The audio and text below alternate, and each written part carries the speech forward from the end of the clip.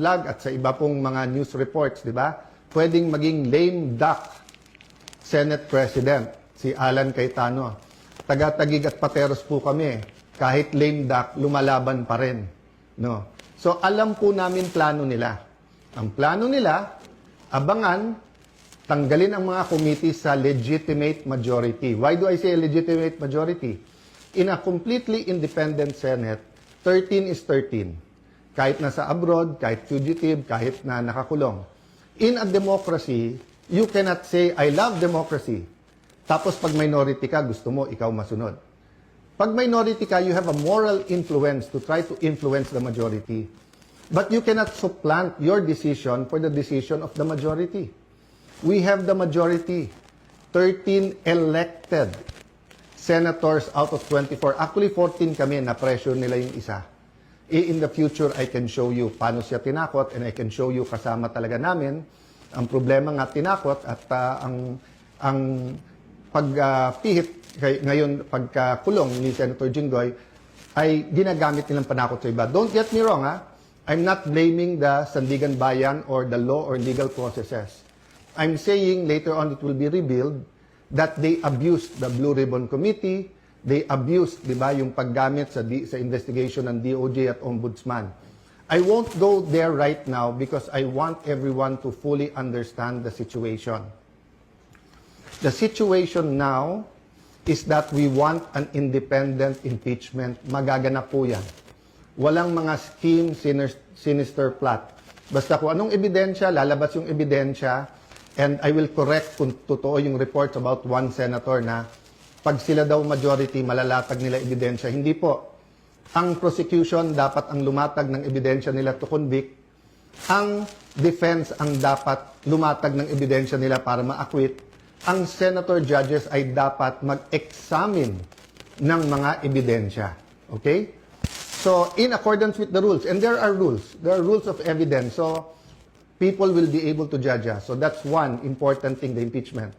The other important thing is yung ekonomiya natin, presyo.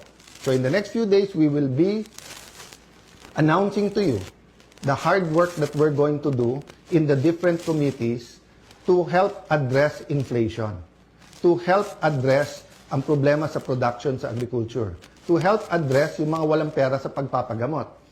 After summer, pasukan, to help address the problems of K-12, to help address the problem ng mga gustong mag-aral, hindi makapag-aral.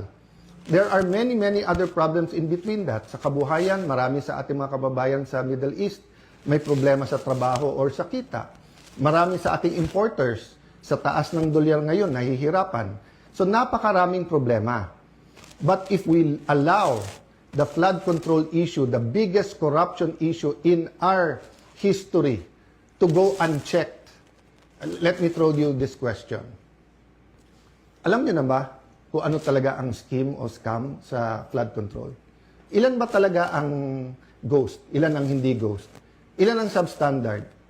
Bulacan lang ba? O maraming lugar sa ating bansa? Senador lang ba? May congressman? May cabinet member ba? May mastermind ba o wala? Ano yung real numbers?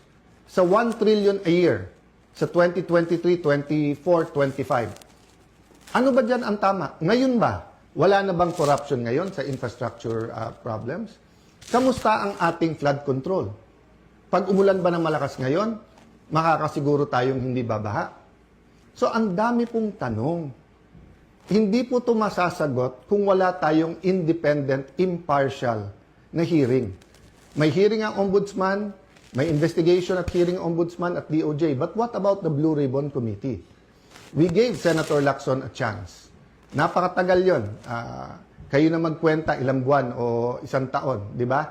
So, Senator Marcoleta had one hearing. Pipigilan natin yon.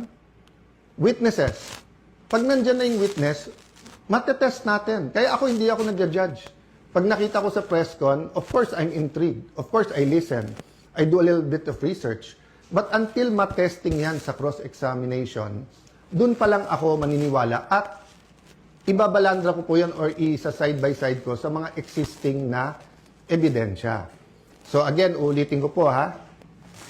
kailangan tignan po natin nangyayari sa Senado sa mas malaking konteksto ng katotohanan. Gusto ba natin na ang Senado ay maging kasangkapan, ay gamitin, no? Para ilabas ang totoo?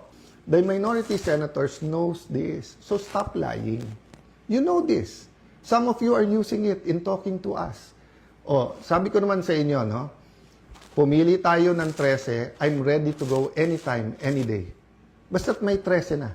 Show me 13, wala nang problema. Ang pakiusap ko lang, let that be 13 that are fighting for the truth. So that the truth can finally set all Filipinos free. God bless you. God bless the Philippines.